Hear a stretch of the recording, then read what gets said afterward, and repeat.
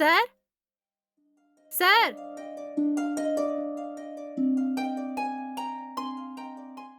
Sir எங்க ஆள காணோம்? சார் சார் சார் ம், சார் ம். நீங்களா? ஆ, உட்காருங்க. ஆ.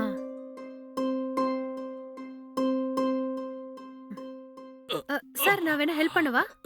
இல்ல பரவாயில்லைங்க.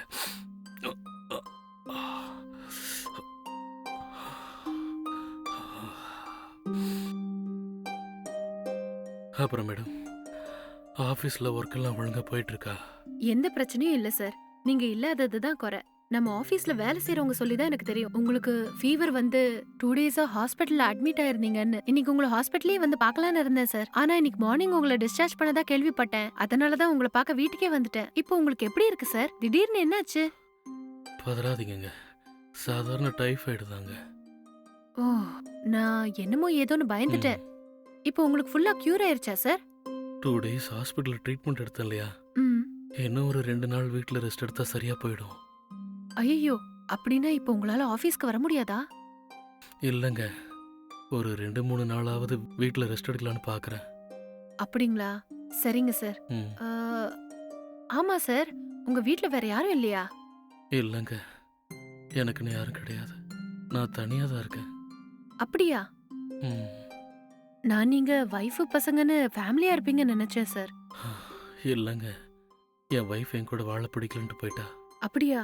அவங்க போனதுல இருந்து தனியா தான் இருக்கீங்களா சார்? ஆமாங்க, நான் இந்த வீட்டில் தனியாக தான் இருக்கேன்.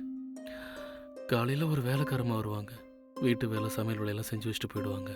ஓ, சாரி சார். நீங்கள் எதுவும் தப்பாக நினைக்கலன்னா எனக்கு ஒரு ஹெல்ப் பண்ணுறீங்களா? என்னது சார்? கிச்சனில் ஹாட் வாட்டர் இருக்கு, கொஞ்சம் எடுத்துட்டு வரீங்களா? டேப்லெட் போட டைம் ஆயிடுச்சு. இதோ இப்பவே எடுத்துட்டு வரேன் சார். ஆ மேடம், ஆ? மேடம், சொல்லுங்க சார்.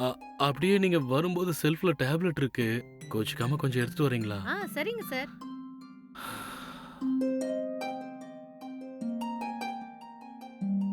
ம், இந்தாங்க சார்.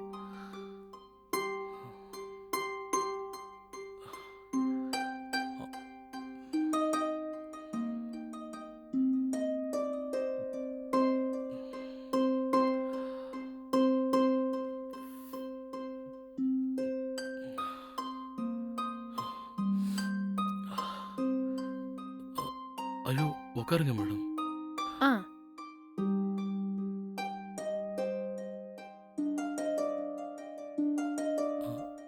மேடம், ம், சொல்லுங்க சார்.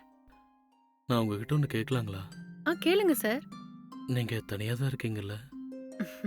இல்ல சார், என் ஹஸ்பண்ட் ஃபாரின்ல வேலை செஞ்சுட்டு இருக்காரு. 2 இயர்ஸ்க்கு ஒரு தடவை வீட்டுக்கு வந்துட்டு போவாரு.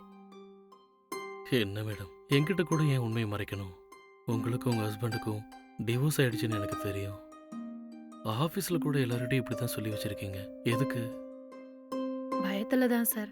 ஒரு பொண்ணுக்கு புருஷன் இல்லைன்னு தெரிஞ்சா அவளை இந்த சமூகம் எப்படி பார்க்கும்னு உங்களுக்கு தெரியாது ஒண்ணும் இல்ல. அதனால தான் ஆபீஸ்ல வேலை செய்றவங்க தெரிஞ்சவங்க எல்லார்ட்டையும் என்னோட ஹஸ்பண்ட் ஃபாரின்ல இருக்காருன்னு சொல்லி வச்சிருக்கேன்.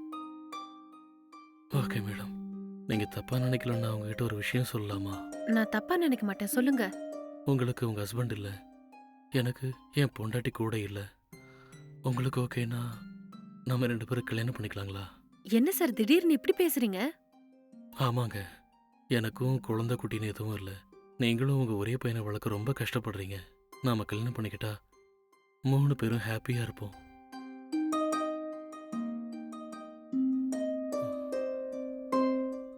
இந்த அமைதிக்கு என்னங்க அர்த்தம்? நான் என் பையன் கிட்ட பேசிட்டு சொல்றேன் சார். என் பையனுக்கு ஓகேனா எனக்கும் ஓகே தான். ஓகேங்க, நீங்கள் உங்கள் பையன்கிட்ட பொறுமையாக பேசிட்டு உங்கள் முடிவை சொல்லுங்க. நான் உங்கள் ரிப்ளைக்காக எதிர்பார்த்துக்கிட்டு இருப்பேன். ஓகே சார், நான் கிளம்பவா? டைம் ஆயிருச்சு. ஆ ஆ ஒரு நிமிஷங்க. ஆ? நல்லா யோசிச்சு பாசிட்டிவான ஒரு முடிவாக எடுங்க, ஓகேங்களா? ம், ஓகே சார். ம்